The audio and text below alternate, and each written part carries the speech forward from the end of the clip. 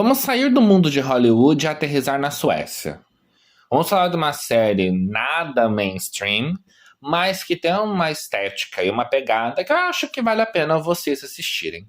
Olá, habitantes, tudo bem com vocês? Sejam bem-vindos a mais um podcast do Mundo do Horror. Hoje nós vamos falar sobre uma série chamada Tori, uma série da Suécia que foi criada e protagonizada pelo William Spetzi, um rapaz que é sueco de família de origem do Paquistão. Diferente. Então vocês já percebem que a gente está falando de uma história que não vai ter uma narrativa muito hollywoodiana comum do que a gente tem muito de hábito das coisas do dia a dia. É uma série que você precisa, primeiro, entender que é um assunto delicado que a gente vai falar de morte. Segundo, não espere que seja algo fofo. Mas eu vou falar isso por partes para vocês entenderem. Como que a série trata? A série basicamente conta a história do Tori, que é o personagem principal da história, que é o título também da série, que é um rapaz de 27 anos que ele tem uma vida literalmente parada.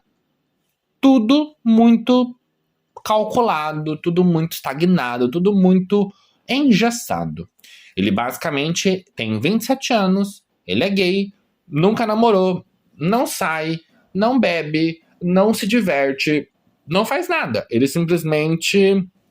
A vida dele é ali com o pai, o trabalho que eles têm e tudo mais. É aquilo. Aquela vidinha literalmente controlada. Dele sair da cama e o pai largar na mesa o leite com o chocolate e o pão com o patê lá pra passada pra ele só sentar, comer e pronto. Uma coisa muito... estranha pra uma pessoa de 27 anos, que é, tipo, saudável, não tem nenhum tipo de problema, pra falar que precisa de todo esse suporte do pai. Só que a história, logo no primeiro capítulo, no primeiro episódio, ela simplesmente faz uma mudança absurda. Que não é um spoiler, mas simplesmente a sinopse da história. O pai dele, que é a única pessoa que ele tem de família, morre. E aí começa o drama da série Tori.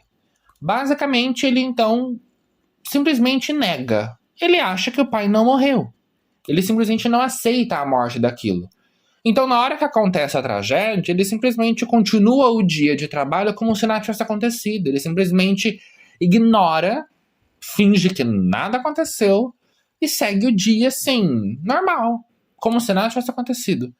E ele termina o dia numa balada super bêbado, que é o segundo ponto da história. Ele simplesmente, além de negar tudo isso, ele começa a viver tudo que ele nunca viveu de uma hora para outra. A frase aqui que eu deixo para vocês é: sabe aquela vontade de fugir da própria vida quando tudo dá errado? É exatamente isso que a série mostra. Você tem uma vida, entre aspas, perfeita, tudo controladinho, tudo muito bonitinho, simplesmente aquilo vai pros ares. E aí a série vai se desenrolar em 6 episódios, mostrando esse processo dele, desde a morte do pai até a consciência do luto, até a consciência do que aconteceu. Então nós vamos ter essa briga dele interna, essa questão dele começar a beber, usar droga, sexo casual, esse processo de descobertas das questões sexuais internas. Ele vai ter briga com a melhor amiga, que é a Lynn. Ele vai ter muitas coisas. Eu vou destrinchar mais algumas coisas aqui pra vocês entenderem. Ele vai pela primeira vez num bar gay. Pra quem nunca beijou ninguém, nunca namorou, nunca bebeu, nunca frequentou bar, nem festa, nem nada do tipo... E num bar gay com drag queens, bebidas, drogas, você já começa a olhar o caos que isso vai virar.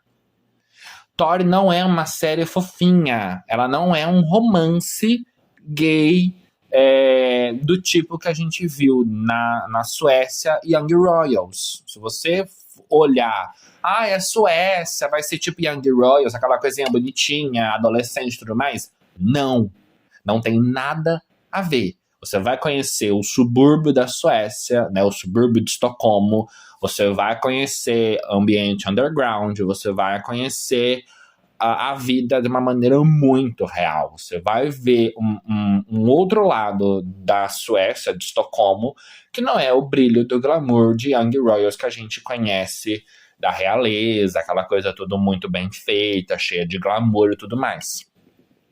Você vai ver um processo do Tory de descoberta das questões dele de sexualidade de uma maneira dolorosa. Porque ele não tem com quem conversar, porque ele se isolou do mundo. Então ele vai passar por coisas que não são nada legais. Ele vai ter experiências que, desculpem, mas vai causar algum certo trauma depois nele.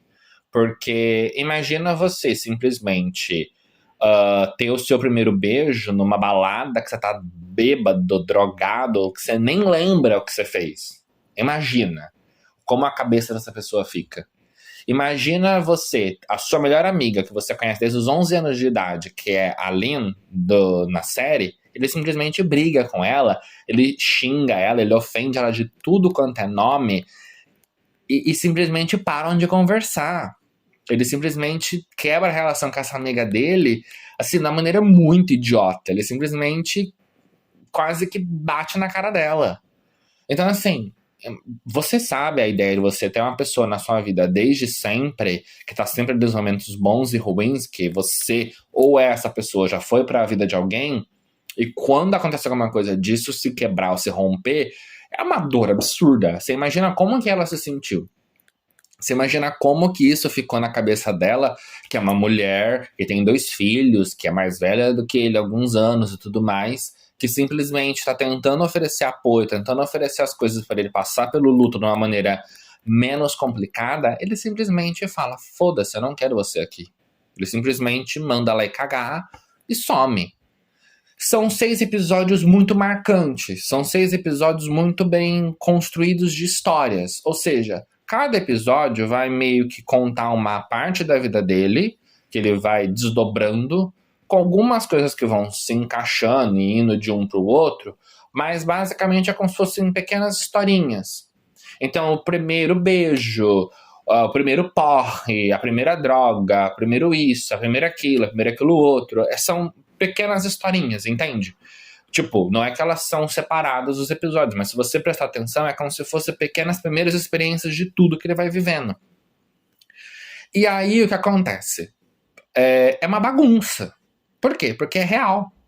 É o choque, é a dor, é o trauma, é a negação, é a raiva, é as descobertas das mentiras, é as descobertas das traições, é descobrir que o pai dele escondia coisas dele, é descoberta de muitas coisas que fazem com que ele se sinta totalmente frustrado, totalmente assim, muito mais amargurado e com raiva e triste. Tipo assim, ele tá de mal do mundo. Ele tá simplesmente querendo matar todo mundo em volta dele porque ele se viu traído. Só que aí, o que faz com que a série traga essa coisa bacana? Pelo que eu tava lendo, o William Spetz, ele escreveu um livro falando sobre a morte da avó dele. Tanto que o livro, ele tem um nome muito, muito curioso. O livro tem um nome que chama Vovó, eu sei que você está no céu, mas se você tem 1 minuto, imagina um livro que ele conta a história meio que do processo da morte da avó e coisas do tipo. Então, querendo ou não, ele trouxe um pouco disso que ele viveu e que ele escreveu em 2016 para a série. Ou seja, ela tem um certo peso de realidade, ela tem um certo peso de veracidade sobre a história dele. Então é muito bacana você reparar que a série ela não é totalmente fantasiosa. Ela pode ser muito bem real, ela pode ser muito bem meio que uma biografia da vida dele. Mesmo que não seja a avó e ali é o pai, mas consegue perceber que talvez tenha uma conexão. E eu achei muito, muito inteligente o jeito que a série é construída. A série tem uma fotografia muito bonita, tem uma questão de cores, de ambientação, de espaços, a relação que ele tem com as pessoas do trabalho onde ele tinha com o avô dele é totalmente diferente, porque ele tá num ambiente onde ele não era 100% inserido, e agora ele tá sendo inserido de uma forma totalmente drástica. Os clientes que ele tem que lidar, que eram os clientes que conheciam por conta do pai dele, agora ele que tem que assumir responsabilidade. E aí tem muita gente mais velha. E aí o que acontece? Essas pessoas mais velhas já perderam muitas pessoas. Então elas que vão conseguir ajudar ele a passar pelo luto, porque elas já vivenciaram vários lutos. Elas já vivenciaram vários momentos tristes. Só que elas também se lembram da juventude delas, as coisas que elas já fizeram, de tomar um porre, de usar droga e tudo mais. E isso faz com que ele se identifique.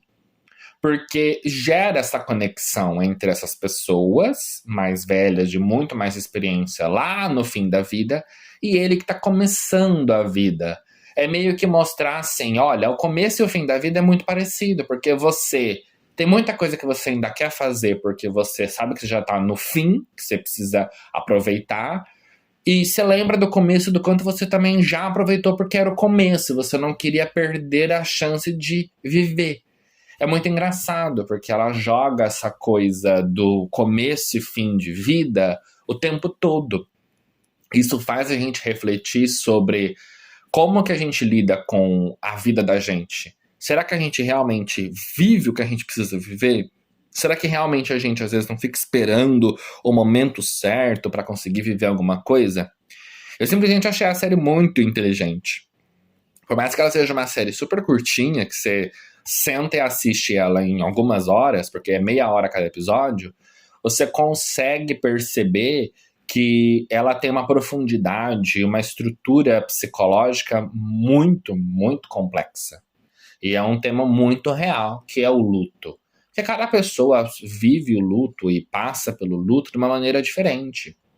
Cada pessoa, ela simplesmente tem uma percepção da perda e de como lidar com aquilo de uma forma diferente. Então isso faz com que a gente também se coloque no lugar dele e entenda, poxa, ele tá lidando assim, ele tá passando por isso, é isso que tá doendo, é isso que tá machucando, é isso que tá fazendo ele se sentir desconfortável. Porque sim, cada um tem uma resposta, cada um tem um jeito de lidar com isso. Enfim, eu sugiro vocês assistirem, tá na Netflix, vão lá, assistam, é super tranquila de achar, é T-O-R-E, não tem nada demais assim, inclusive o título aqui do podcast, e eu acho que vale a pena vocês assistirem. Vão lá, assistam, depois comenta aqui comigo. Se por acaso você já conhece, comenta também, divide aqui com a gente o que você achou. E é isso, habitantes, até um próximo episódio e beijos. Ah, não esquece, siga a gente aqui no Spotify e no Instagram, tá? Tem episódio todas as segundas e quartas, ok? Na segunda-feira é o momento de fofoca, momento de falar da vida dos outros, de relacionamento e coisas pessoais. E na quarta-feira a gente fala de cultura pop, de coisas de filmes, séries, cinemas e música, ok? Então, isso é o último recadinho de hoje. Até!